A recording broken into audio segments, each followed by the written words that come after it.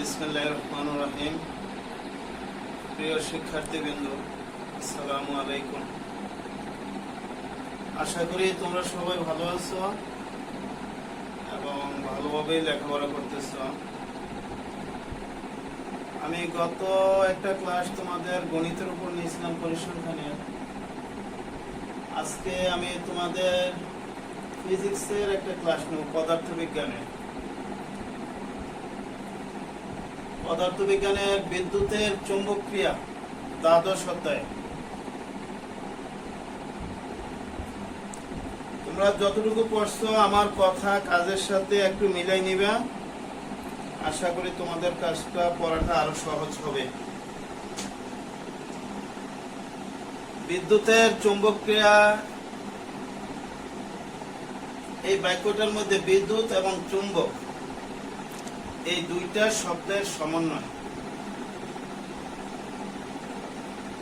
যখন কোনো পরিবাহী তারের মধ্য দিয়ে বিদ্যুৎ প্রবাহিত হয় তখন ওই তারের চারিপাশে একটা চুম্বক ক্ষেত্রের সৃষ্টি হয়। এই ঘটনাটাকে বিদ্যুতের চৌম্বক ক্রিয়া বলে। আমি আবার বলছি কথাটা, যখন কোনো পরিবাহী তারের ভিতর দিয়ে বিদ্যুৎ প্রবাহিত হয় তখন তার চারিপাশে একটা চুম্বক ক্ষেত্রের সৃষ্টি হয়। এই ঘটনাটাকে বলা হয় বিদ্যুতের চৌম্বক ক্রিয়া।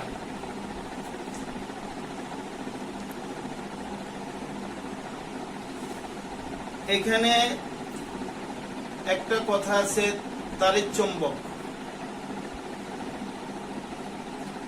তারের চৌম্বকটা কি?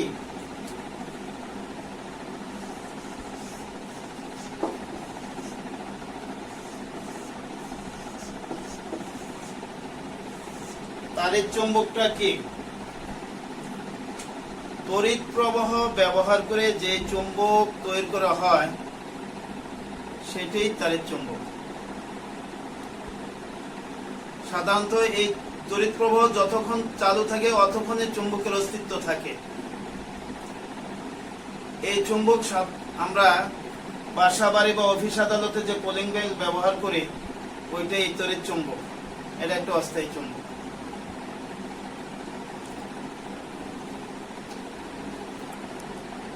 এই তড়িৎ চুম্বকটা আমরা কিভাবে তৈরি করি? আমরা জানলাম যে তড়িৎ প্রবাহ ব্যবহার করে এই চুম্বকটা তৈরি করা হয়, কিন্তু কিভাবে?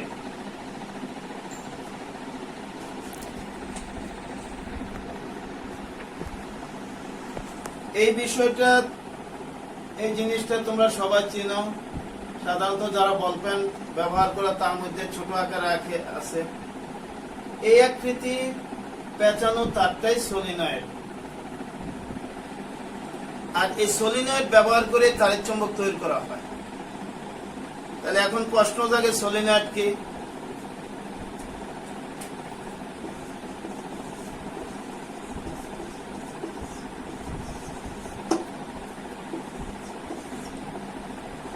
সলিনয়েড কি? এটা দেখি আমরা স্পষ্ট বলতে পারি। অনেকগুলো ঘনপ্যাচযুক্ত লম্বা বেলনাকার তারকুণ্ডলী কি সলিনয়েড। এটা দেখে আমরা সংজ্ঞাটা বলে দিতে পারি। অনেকগুলো ঘনপ্যাচযুক্ত লম্বা বেলনাকৃতির তারকুণ্ডলীকে সলিনয়েড বলে। আর আমরা যে তড়িৎ চুম্বক বললাম, এই তড়িৎ চুম্বককে সলিনয়েড ব্যবহার করে আমরা তৈরি করি সাধারণত।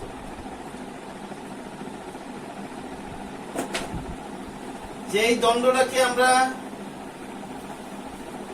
চুম্বকে পরিণত করব তাকে সলিনয়েডের ভিতরে স্থাপন করে, এইভাবে সলিনয়েডের ভিতরে যাতে সলিনয়েড স্পর্শ না করে স্থাপন করে এটার ভিতর দিয়ে এই তারকুণ্ডলীটার ভিতর দিয়ে তড়িৎ প্রবাহ পরিচালনা প্রবাহিত করলেই এই দণ্ডটা তারের চুম্বকে রূপান্তরিত হবে। যতক্ষণ পর্যন্ত তার ভিতর দিয়ে তড়িৎ প্রবাহ থাকবে ততক্ষণ পর্যন্ত এই দণ্ডটা চুম্বকের অস্তিত্ব স্থায়ী থাকবে। যখন এটার ভিতরে তড়িৎ প্রবাহ বন্ধ হয়ে যাবে, তার চুম্বকত্ব বিলুপ্তি করবে। আমরা আগে যা বলছি যে তড়িৎ চুম্বক কোথায় ব্যবহার করি, কলিং বেল বা অন্য কিছুতে আমরা ব্যবহার করে থাকি। তবে সাধারণত আমাদের বেশি পরিচিত, আমরা বাসাবাড়ি অফিস আদালতে কলিং বেল এটা ব্যবহার করি।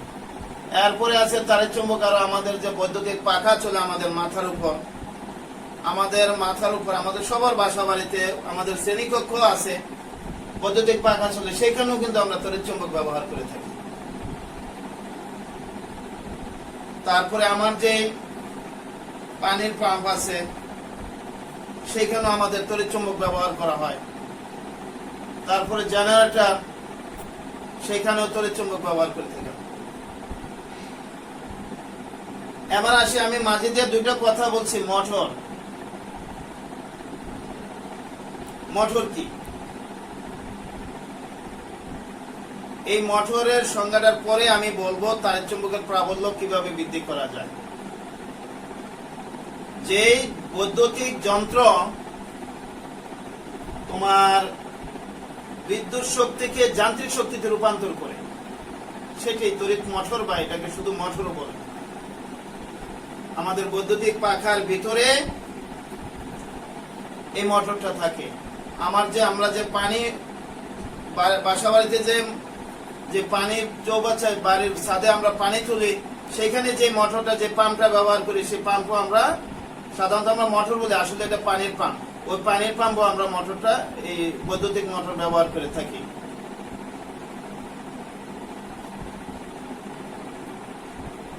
এখন আরেকটা প্রশ্ন থাকতে পারে, এই বৈদ্যুতিক মোটরের মূলনীতিটা কি, বা কোন নীতির উপর ভিত্তি করে এই মোটরটা প্রতিষ্ঠিত বা তৈরি করা হয়েছে।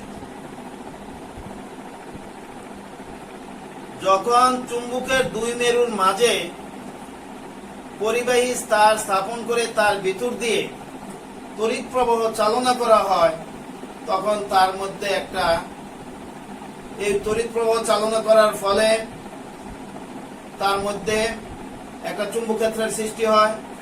আর চুম্বকের দুই মেরুর মাঝখানে অবস্থানের জন্য ওই চুম্বকের একটা ক্ষেত্র সৃষ্টি হয়। এই দুই চুম্বক ক্ষেত্রের ক্রিয়ার ফলে এখানে একটা বল ক্রিয়া করে। আর এই নীতির উপর ভিত্তি করে তোমার তড়িৎ মোটর বা শুধু মোটর তৈরি করা হয়। তাহলে এখানে মূল নীতি কথাটা তোমরা সংক্ষেপে লিখবা। পরিবাহী তারের উপর চুম্বকের প্রভাব, পরিবাহী তারের উপর চুম্বকের প্রভাব কাজে লাগিয়েই বৈদ্যুতিক মোটর তৈরি করা হয়। এখানে দুইটা প্রশ্ন আমি করছি একসাথে। একটা হলো মোটর কাকে বলে, মোটর কি, আর একটা কথা বলছি কোন নীতির উপর ভিত্তি করে মোটরটা প্রতিষ্ঠিত বা তৈরি করা হয়। আমি বলছিলাম এর আগে, আমার একটু কথা আছে সলিনয়েডের সাহায্যে যে আমরা তারের চুম্বক আমরা যে তড়িৎ চুম্বক তৈরি করি, তার প্রাবল্য তো বাড়াইতেও পারি, আমার ইচ্ছা মতো কমাইতে পারি। কিভাবে বাড়াইতে পারি? আমি বলছিলাম যে এই সলিনয়েডটার ভিতর দিয়ে তড়িৎ প্রবাহ চালাইয়েই কিন্তু আমরা তারের চুম্বক তৈরি করে থাকি। এক নম্বর কথা, যে সকল পদ্ধতি অবলম্বনে আমরা তড়িৎ চুম্বকের সবলতা বা প্রাবল্য বৃদ্ধি করতে পারি, এক নম্বরে হলো তার ভিতর দিয়ে প্রবাহিত তড়িতের মান বাড়াইয়ে, সলিনয়েডের ভিতর দিয়ে প্রবাহিত তড়িতের মান বাড়াইয়ে আমরা তার সবলতা বাড়াইতে পারি, বৃদ্ধি করতে পারি। দুই নম্বরে একক ক্ষেত্রফলের উপরে প্যাচের সংখ্যা বাড়ে। এই যে দেখছো প্যাচগুলা, একক ক্ষেত্রফলের উপর প্যাচের সংখ্যা বাড়ে। তিন নম্বরে যেই দণ্ডটা আমি চুম্বকে পরিণত করব, যেই দণ্ডটা দিয়ে আমি অস্থায়ী চুম্বক তৈরি করব, তারের চুম্বক তৈরি করব, এটাকে ইউ আকারে বাঁকা করে দুই মেরু কাছাকাছি এনে, দুই মেরু কাছাকাছি এনে তার প্রাবল্য বৃদ্ধি করতে পারি। এই তিনটা উপায়ে আমরা তারের চুম্বকের প্রাবল্য বৃদ্ধি করতে পারি। তাহলে আমি আবার শুরু থেকে কি কি বললাম একটু সামারি দিচ্ছি। তারিতের চুম্বক ক্রিয়া কি, তড়িৎ চুম্বক কাকে বলে, সলিনয়েড কাকে বলে, তারের চুম্বকের প্রাবল্য কিভাবে বৃদ্ধি করা যায়।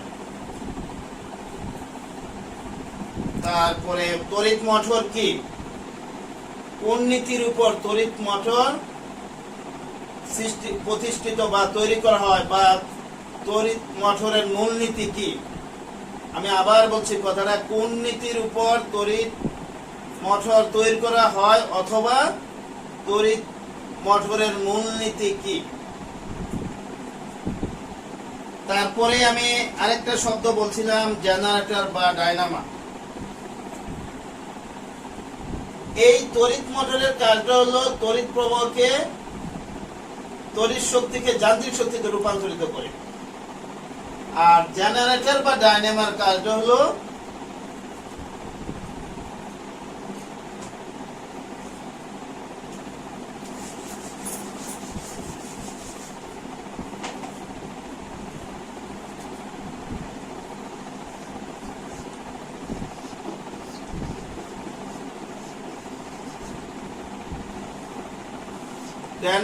জেনারেটর বা ডায়নামোর।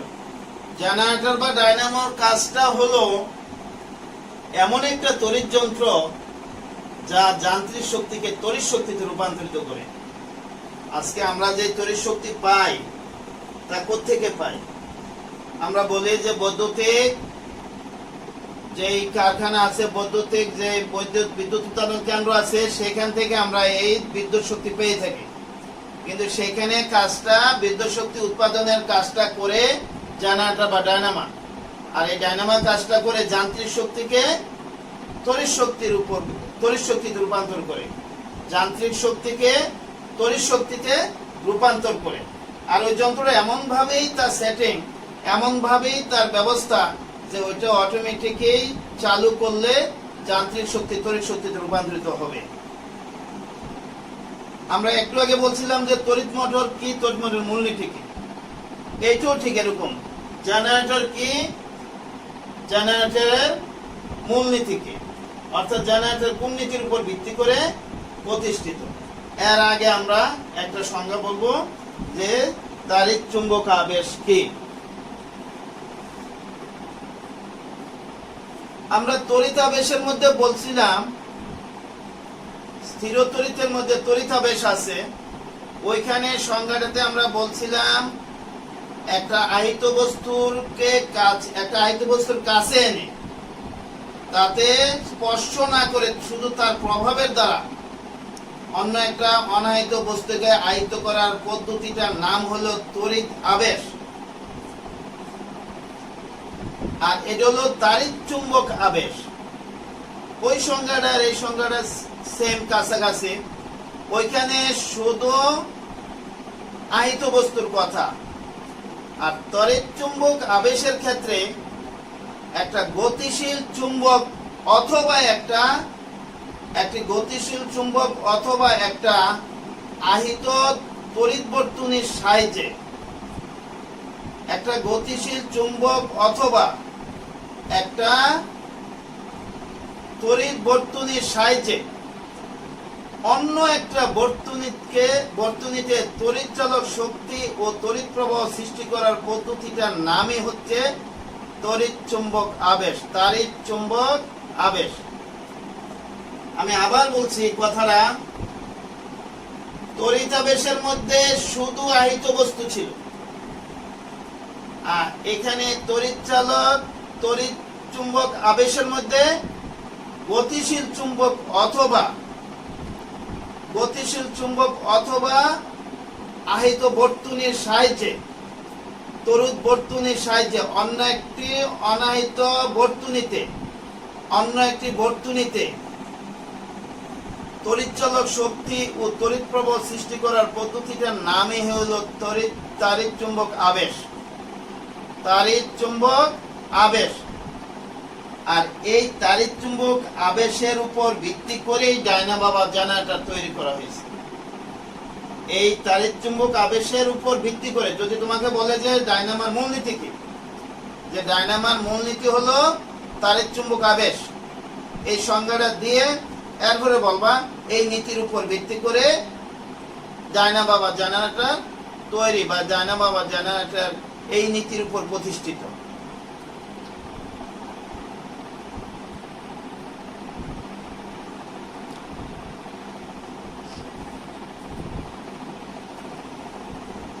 তারপরে আসি আমরা এই চ্যাপ্টারে আছে আরেকটা কথা, ট্রান্সফরমার।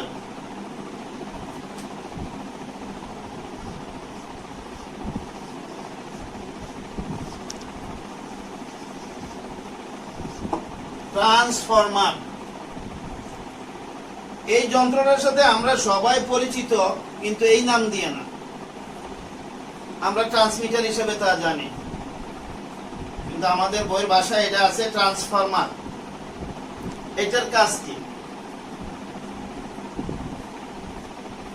তোমাদের চলতরিতে একটা কথা আছে, যখন বিদ্যুৎ কেন্দ্র থেকে তড়িৎ দূর দূরান্তে পাঠাইতে যায়, তখন বিদ্যুতের অপচয় রোধ করার জন্য, সিস্টেম লস কমানোর জন্য, সিস্টেম লস কমানোর জন্য সেইখানে পরিবাহী তারের উপর একটা কাজ করে এই ট্রান্সফরমার। এটা উচ্চদাপী ট্রান্সফরমার। পরে আমি পুরো ট্রান্সফরমার সংখ্যাটা থেকে যাব। এখানে উচ্চদাপী ট্রান্সফরমারের কাজ হলো পরিবাহী তারের ভোল্টেজ বাড়িয়ে দেয়, প্রবাহ কমাই দেয়, ফলে তার রোধের কারণে বিদ্যুতের অপচয় বা লস কম হয়। আবার এটা হলো ভোল্টেজ বাড়াই দেয়, আমার প্রয়োজন আবার ভোল্টেজ কমাই দিতে হবে। যেমন আমার রাস্তাঘাট থেকে বাসা বাড়িতে আমি যখন লাইন আনবো, বিদ্যুৎ সংযোগ দেব, তখন যদি আমি ওই ভোল্টেজে বিদ্যুৎ রাখি, তাহলে আমার বাসা বাড়ির যন্ত্রপাতি সব জ্বলে পড়ে ছাই হয়ে যাবে। তাই সেখানে আমার ভোল্টেজ কমাই দিতে হবে। ভোল্টেজ কমাই দিলে অটোমেটিক প্রবাহ বেড়ে যাবে। তাহলে আসি আমরা ট্রান্সফরমার কি? যেই বৈদ্যুতিক যন্ত্র পরিবাহীর উচ্চ বিভবের, উচ্চ ভোল্টেজের স্বল্প প্রবাহের বিদ্যুৎকে,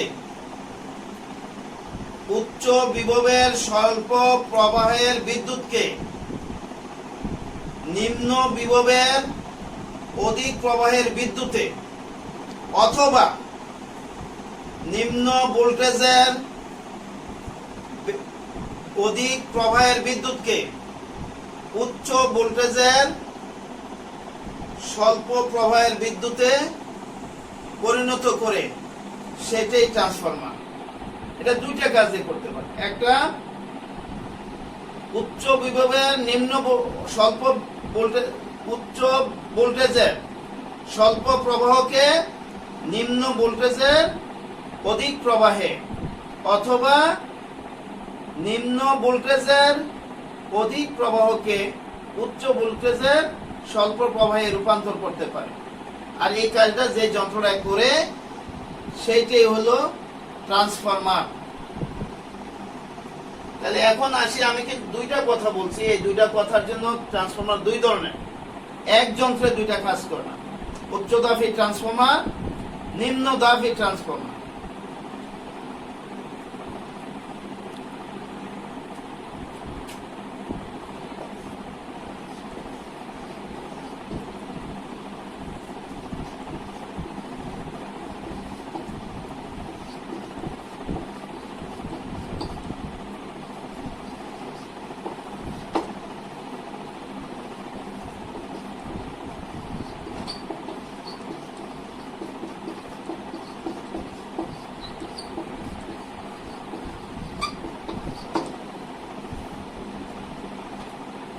উচ্চদাবী ট্রান্সফরমার, যেই ট্রান্সফরমার পরিবাহীর ভোল্টেজ বাড়িয়ে নিম্ন ভোল্টেজের অধিক প্রবাহকে, যেই ট্রান্সফরমার পরিবাহীর নিম্ন ভোল্টেজের অধিক প্রবাহকে উচ্চ ভোল্টেজের স্বল্প প্রবাহে পরিণত করে, স্বল্প প্রবাহে রূপান্তর করে, সেটাই উচ্চদাবী ট্রান্সফরমার। অর্থাৎ একটা কথা জানবে, ভোল্টেজ বাড়লে প্রবাহ কমে যাবে, ভোল্টেজ বাড়লে প্রবাহ কমে যাবে, আর যেটা ভোল্টেজ বাড়ায় সেটাই উচ্চদাবী। যে ট্রান্সফরমারটা ভোল্টেজ বাড়াই দেয়, সেটাই উচ্চদাবী। আর নিম্নধাবী ট্রান্সফরমার, যেই ট্রান্সফরমারটা পরিবাহীর নিম্ন ভোল্টেজের অধিক প্রবাহকে, না, যেই ট্রান্সফরমারটা উচ্চ ভোল্টেজের নিম্ন স্বল্প প্রবাহকে, উচ্চ ভোল্টেজের স্বল্প প্রবাহকে নিম্ন ভোল্টেজের অধিক প্রবাহে রূপান্তর করে, সেটাকে নিম্নদাবী ট্রান্সফরমার বলে। তাহলে আমরা জানলাম ভোল্টেজ বাড়ায় যেটা, এটা উচ্চদাবী ট্রান্সফরমার, আর ভোল্টেজ কমায় যেটা, সেটা নিম্নদাবী ট্রান্সফরমার। আর ভোল্টেজ বাড়াই দিলে প্রবাহ কমে যাবে, ভোল্টেজ কমাই দিলে প্রবাহ বেড়ে যাবে।